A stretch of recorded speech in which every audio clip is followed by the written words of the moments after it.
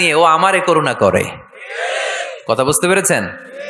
আমি জাকাত দেওয়াটা আমার উপর ফরজ, কিন্তু যে গরিব ওর জন্য কি জাকাত নেওয়া ফরজ? ওর ঘরে টাকা নাই, ও বললো আমি রোজা রাখবো কিন্তু জাকাতের টাকা নিমু না, কোনো সমস্যা আছে? কিন্তু আমি যদি কই জাকাত দিমু না, সমস্যা আছে না নাই? তাহলে আমি করুণা করি নাই, ও যে আমার থেকে জাকাতের প্যাকেটটা নিয়ে এই বিশাল ফরজ ইবাদত পালনে আমারে সহায়তা করলো, ও আমারে করুণা করেছে, ও এসে আমারে দয়া দেখিয়ে গিয়েছে, ঠিক কি না? কিন্তু অনেকে জাকাতের শাড়ি দেয়, লুঙ্গি দেয়, আবার মাইকে ঘোষণা দিয়ে দেয় অমুক দিন জাকাতের শাড়ি দেয়া হবে, লুঙ্গি দেয়া হবে। আহা, গরিব মানুষগুলো ধাক্কা ধাক্কি করে পদপৃষ্ট হয়ে মারা যায়। কিয়ামতের দিন মার্ডার কেসের আসামি করে তোরে আল্লাহ দাঁড় করাবে। তোমার কারণে এই মানুষগুলো মারা গিয়েছে, অব্যবস্থাপনার কারণে। এরকম নিউজ বাংলাদেশে আছে না নাই? জাকাতের শাড়ি বলে কোনো শাড়ি আছে? জাকাতের লুঙ্গি বলে কোনো লুঙ্গি আছে? সমাজ থেকে দারিদ্রতা বিমোচনের জন্য জাকাত এমন কিছু দিবেন যাতে করে সে কিছু করে খেতে পারে। সিএনজি কিনে দেন, একটা ছেলেটা সিএনজি চালাবে, অটোরিকশা চালিয়ে স্বাবলম্বী হবে, ঠিক কিনা? অস্ট্রেলিয়ান গাভী কিনে দেন, গরুর দুধ বিক্রি করে স্বাবলম্বী হবে, ঠিক কিনা? ঝালমুড়ির একটা দোকান বানায় দেন, চায়ের একটা দোকান বানায় দেন, চা বিক্রি করবে, ফুচকা বিক্রি করে ও চলবে, ফ্যামিলিও চলবে।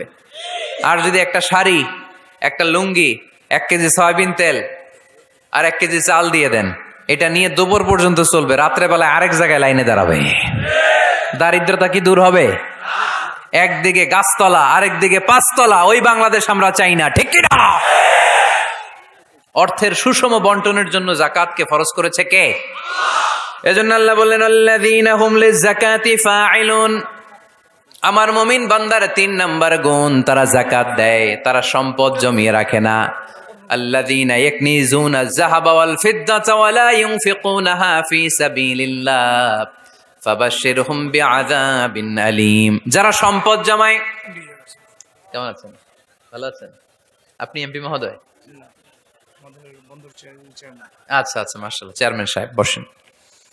তো এই জন্য একদিকে রাস্তার একদিকে গাছতলা, একদিকে 5 তলা, এরকম সমাজ চাই নাকি আমরা?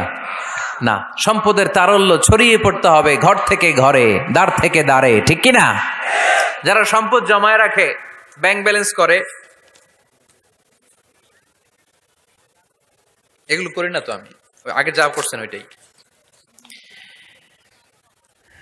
একদিকে গাছতলা, আরেকদিকে 5 তলা, এরকম চাই আমরা? না, আমরা চাই এদেশে কোনো দারিদ্রতা না থাক, নো পভার্টি ইন বাংলাদেশ, ঠিক না?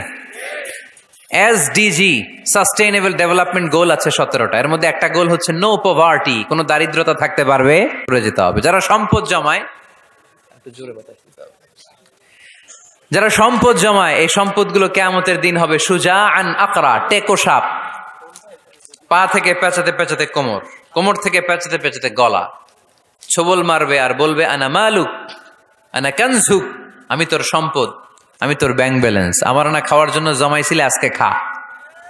খাইবেন ওই দিন? খাইবেন? ওই দিন সাপের এক একটা কামড়ে দেহটা 70 গজ জমিনের ভেতরে ঢুকে যাবে, ঠিক কিনা? এজন্য ওয়াল্লাযীনা হুম লিয-যাকাতি ফাঈলুন। আমার বিশ্বাসী বান্দারা কৃপণ হয় না, আমার মুমিন বান্দারা কিপটা হয় না। তারা যখন সম্পদের মালিক হয়, আমার রাস্তায় তারা যাকাত দেয়, ঠিক কিনা? দান করে, দিলে বাড়ায় দেয় কে? দিলে কমে কখনো? গোপনে দান করবেন, ওই গোপনে দানের সওয়াব বেশি। গোপনে দান করলে কিয়ামতের দিন আল্লাহ তাআলা আরশের নিচে আপনারা ছায়া দিয়ে দিবে।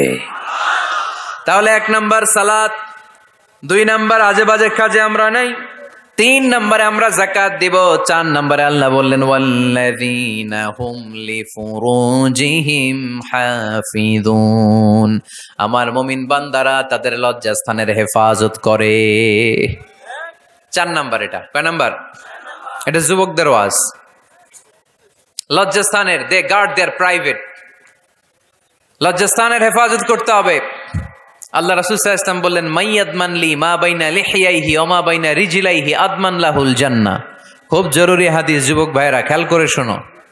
যে ব্যক্তি 2টা অঙ্গের গ্যারান্টি, বিশ্বনবী বললেন আমার যে উম্মত 2টা অঙ্গের গ্যারান্টি আমারে দেয়, আমি নবী তারে জান্নাতের গ্যারান্টি দেই। 1 নাম্বার মা বাইনা লিহিয়াইহি, এই 2 চোয়ালের মাঝখানে যে অঙ্গ থাকে, সে যদি গ্যারান্টি দেয় ওই অঙ্গের পাপ করবে না, মানে জিহ্বা।